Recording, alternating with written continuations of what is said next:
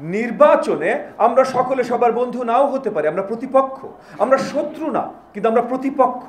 নির্বাচনে যখন আমরা প্রতিপক্ষের বিরুদ্ধে যাচ্ছি, তখন আমি যদি প্রতিপক্ষর সম্বন্ধে সব শুধু তার গান গাই, তাহলে জনগণ আমাকে কেন ভোট দিবে, আমার প্রতিপক্ষকে ভোট দেবে।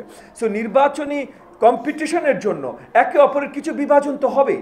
সেইখানে দেশকে ভালোবাসা নিয়ে কোনো বিভাজন আছে বলে আমি মনে করি না। সেটা জামাতে ইসলাম হোক, সেটা বাংলাদেশ জাতীয়তাবাদী দল হোক, এনডিএম হোক, বা যে কোনো দল হোক, বাংলাদেশকে ভালোবাসা নিয়ে কোনো বিভাজন তৈরি হয়েছে এটা আমি বিশ্বাস করি না। আমাদের রাজনৈতিক দলের ভেতরে কিছু বিভাজন হবেই, কারণ রাজনৈতিক একটা কম্পিটিশনে আমরা যাচ্ছি।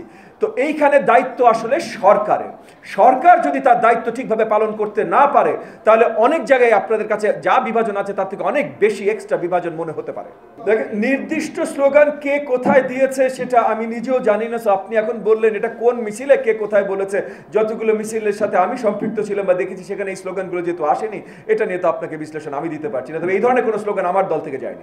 নির্বাচন না হলে দেশের রাজনৈতিক দলের কথা ভুলে যান, দেশ নিয়ে চিন্তা করেন। দেশ আগে, দল অনেক পরে। দেশে সঠিকভাবে নির্বাচন না হলে অর্থনীতি, আইন শৃঙ্খলা, সোসাইটি কোথাও স্থিতিশীলতা আসবে না, স্টেবিলিটি আসবে না।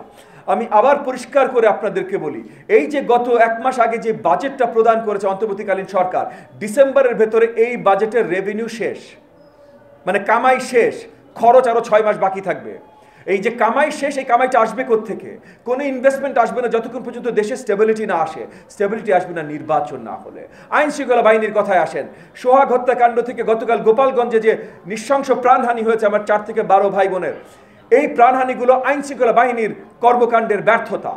এইটা গত 12 মাসের মধ্যে ঠিক হয়নি, কারণ সরকারের স্টেবিলিটি নেই। নির্বাচন না হলে এই স্টেবিলিটি আসবে, এটা আরো বাড়তে থাকবে। একটা জিনিস পরিষ্কারভাবে দেখবেন, 2024 সালের 5 থেকে 8 অগস্ট যতখানি বাংলাদেশে আইন শৃঙ্খলা ব্যবস্থা ছিল, আমরা জনগণরা নিজেরা আমাদের দায়িত্ব নিয়ে করেছিলাম, আজকে তার থেকে কম আছে, যদিও আজকে রাস্তায় আইন শৃঙ্খলা বাহিনী আছে। তো এগুলো ব্যর্থতা কার? এই ব্যর্থতাগুলো শুধু অন্তর্বর্তীকালীন সরকারের দোষারোপ করলে হবে না, এটা স্টেবিলিটির একটা প্রশ্ন। এই স্টেবিলিটি নির্বাচন ছাড়া আসা সম্ভব না। এই কারণে রাজনৈতিক দল অ্যাসাইড, আপনি এনডিএম, আপনি বিএনপি, আপনি জামাত ইসলাম, আপনি এনসিপি, আপনি কোন দল, কিচ্ছু আসে যায় না ভাই।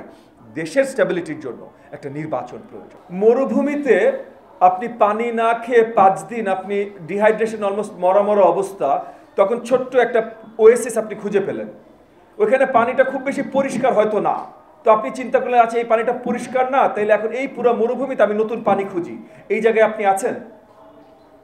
আমরা এখন যে জায়গায় এসেছি, ফার্স্ট অ্যান্ড ফরমোস্ট আপনি যেটা বললেন যে আমরা এখনো ওই জায়গায় পৌঁছতে পেরেছি কিনা, সরকার যদি 12 মাসে পৌঁছতে না পারে এবং এই 12 মাসে সব অবস্থার অবনতি হয়ে থাকে, তাহলে আরো 12 মাসে কি হবে?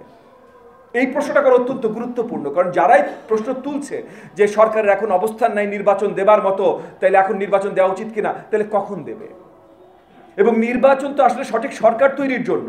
তো সঠিক সরকার, স্টেবল শক্তিশালী সরকার নাই বইলেই তো নির্বাচন দরকার, যে নির্বাচিত সরকার স্টেবল শক্তিশালী সরকার হবে এবং জনগণের অধিকার পুনর্বাস্তবায়ন হবে, জনগণের সরকার আসবে। সো না, যত শীঘ্রই নির্বাচন, এইটার কোনো অল্টারনেটিভ এখন আর আমাদের কাছে নাই।